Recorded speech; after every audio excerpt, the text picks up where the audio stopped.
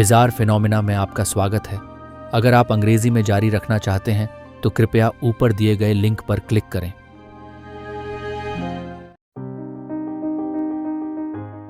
मानवता लंबे समय से अस्तित्व, उद्देश्य, नैतिकता और सच्चाई के बारे में गहन सवालों से जूझ रही है। ये प्रश्न न केवल हमारे व्यक्तिगत जीवन को परिभाषित करते हैं, बल्कि सभ्यताओं, संस्कृतियों और दर्शन को भी आकार देते हैं। इन अस्तित्वगत पहेलियों में गहराई से उतरकर हम उन धागों को उजागर करते हैं जो मानवता को समय और स्थान के पार एक साथ बांधते हैं। इस कार्य का उद्देश्य दर्शन के लेंस के माध्यम से इन महत्वपूर्ण प्रश्नों का पता लगाना, अनिश्चितता की स्थिति में स्पष्टता और समझ की तलाश करना है। इस कार्य का उद्देश्य तत्वमीमांसा, नैतिकता और ज्ञान मीमांसा सहित दर्शन की प्रमुख शाखाओं के माध्यम से मानवता के सबसे गहन प्रश्नों का विश्लेषण करके उनकी जांच करना है। ऐसा करके हमारा लक्ष्य अर्थ की साझा खोज और मानव विचार और कार्रवाई का मार्गदर्शन करने वाले ढांचे में अंतर्दृष्टि प्रदान करना है। अस्तित्व का क्या मतलब है? ये प्रश्न सदियों से विचारकों को उलझन में डाल रहा है। जब हम अस्तित्व की प्रकृति को समझना चाहते हैं तो वास्तविकता और स्वयं की विभिन्न व्याख्याएं सामने आती हैं। इसका पता लगाने के लिए हम तत्वमीमांसा और ऑनकोलॉजी की ओर रुख करते हैं। अस्तित्व के सार से संबंधित दार्शनिक अनुशासन। तत्वमीमांसा वास्तविकता की मौलिक प्रकृति की जांच करती है, क्या मौजूद है, जैसे प्रश्नों को संबोधित करती है। और अस्तित्व की प्रकृति क्या है? ऑन्टोलॉजी तत्वमीमांसा का एक उपक्षेत्र अस्तित्व की श्रेणियों और संरचनाओं पर ध्यान केंद्रित करता है। अरस्तु जैसे प्राचीन दार्शनिकों ने अस्तित्व को पदार्थ और रूप के संदर्भ में परिभाषित किया, जबकि मार्टिन हेइडेगर जैसे आधुनिक विचारकों ने मानव अस्तित्व की प्रासंगिक और गतिशील प्रकृति पर जोर देते हुए दुनिया में होना जैसी अवधारणाएं पेश की।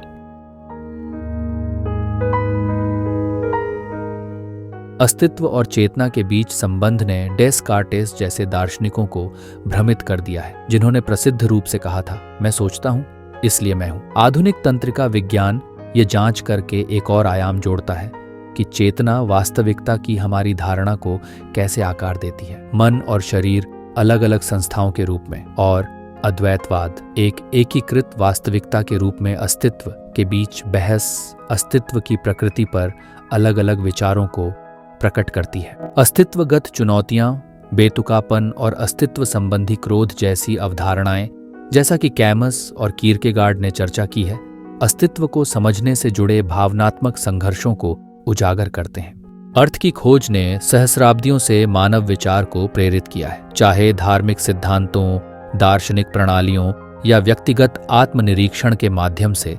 व्यक्तियों और समाजों ने जीवन के उद्देश्य को परिभाषित करने की कोशिश की है। पूरे इतिहास में विविध संस्कृतियों और विचारकों ने जीवन के अर्थ की विभिन्न व्याख्याएं पेश की हैं। ईसाई धर्म, बौद्ध धर्म और हिंदू धर्म जैसी धार्मिक परंपराएं अतिक्रमण और अंतिम उद्देश्य के लिए आध्यात्मिक मार्ग प्रस्तावित करती हैं। सार्त्र जैसे अस्तित्ववादियों ने व्यक्तिगत जिम्मेदारी और स्वतंत्रता पर जोर देते हुए तर्क दिया कि अर्थ दिया नहीं जाता, बल्कि व्यक्तियों द्वारा बनाया जाता है।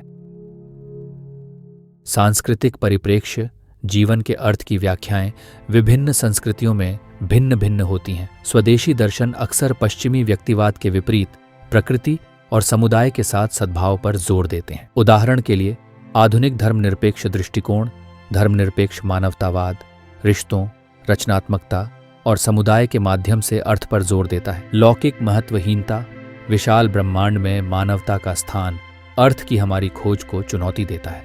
हमें हमारी कथित महत्वहीनता के प्रकाश में उद्देश्य को फिर से परिभाषित करने के लिए मजबूर करता है। नैतिकता और नैतिकता मानव समाज की आधारशिला है, व्यवहार का मार्गदर्शन करती है और सामूहिक मूल्यों को आकार देती है। नैतिकता का दार्शनिक अन्वेषण उन सिद्धांतों को निर्धारित करने का प्रयास करता है जो सही और गलत को परिभाषित करते हैं। नैतिक सिद्धांत नैतिकता को समझने के लिए विविध रूपरेखाएं प्रदान करते हैं। कांट द्वारा समर्थित डियोंटोलॉजिकल नैतिकता कर्तव्य और सार्वभौमिक सिद्धांतों के पालन पर जोर देती है। इसके विपरीत बेंथम और मिल द्वारा विकसित उपयोगितावाद कार्यों के परिणामों पर ध्यान केंद्रित करता है। अरिस्टोटेलियन विचार में निहित सदाचार नैतिकता नैतिक जीवन के आधार के रूप में चरित्र और गुणों की खेती पर प्रकाश डालती है। नैतिक सापेक्षवाद बनाम निरपेक्षता। नैतिक सापेक्षवाद के बीच बहस यह विचार की नैतिकता संस्कृति के अनुसार भिन्न होती है और नैतिक निरपेक्षता सार्वभौमिक नैतिक सिद्धांत नैतिकता की जटिलता को दर्शाते हैं। टेक्नोलॉजी में नैतिकता, आर्टिफिशियल इंटेलिजेंस का उभार, जेनेटिक इंजीनियरिंग और पर्यावरणीय चुनौतियां नए नैतिक दुविधाएं पेश करती हैं जो पारंपरिक सिद्धांतों में बदलाव की मांग करती हैं। मोरल साइकोलॉजी ये समझने में मदद करती है कि कैसे बचपन से लेकर बड़े होने तक नैतिकता कैसे विकसित होती है, जिससे हमें नैतिक व्यवहार की गहरी समझ मिलती है।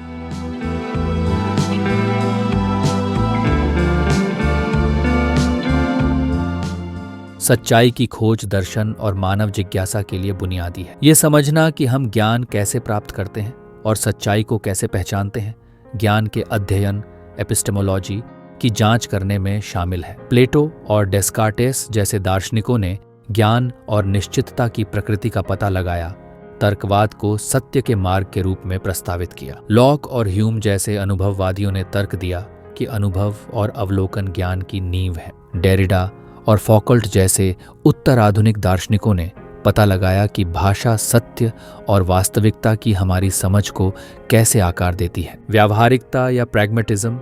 विलियम जेम्स और जॉन डेवी जैसे विचारकों का सुझाव है कि सत्य को उसके व्यावहारिक परिणामों द्वारा मान्य किया जाता है, जो अमूर्त सिद्धांत पर कार्रवाई पर जोर देता है। डिजिटल युग में सच, इंटरनेट और गलत जानकारी पारंपरिक ज्ञान के ढांचों को चुनौती देते हैं, जिससे सच की खोज और भी जटिल होती जा रही है।